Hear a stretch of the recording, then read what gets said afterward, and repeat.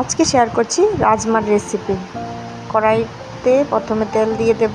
তেলটা গরম হয়ে গেলে তারপরে বাকি কিছু দেব। তেলটা গরম হয়ে গেল, তারপরে এটার মধ্যে জিরা দিয়ে দিলাম। জিরা ফোড়ন দিয়ে তেজপাতা, শুকনো লঙ্কা দিয়ে এখানে একটু হালকা হিং দেব। হিং দেওয়ার পরে আমি এখানে প্রথম পেঁয়াজ কুচি দিয়ে তাদের লবণ আর হলুদটা দিয়ে দিয়েছি। তারপরে এগুলিকে মিক্স করব। মিক্স করে একটু ভাজতে দেব, একটু ভাজা হোক বাইরে।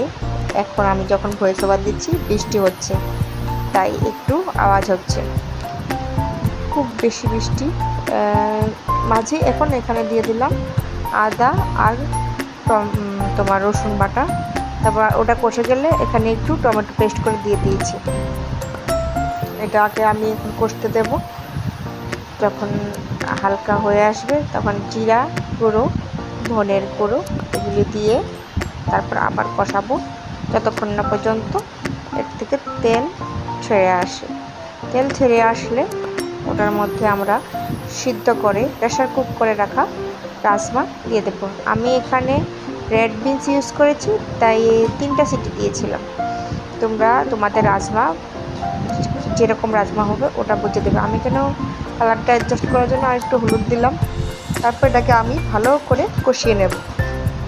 ভালো করে কষিয়ে এটাকে আমি প্রেশার কুকারে ট্রান্সফার করে দেব আরেকটা সিটি যাওয়ার জন্য, যাতে কনসিস্টেন্সিটা অ্যাডজাস্ট হয়ে যায়, মানে মাখা মাখা একটা ভাব থাকবে।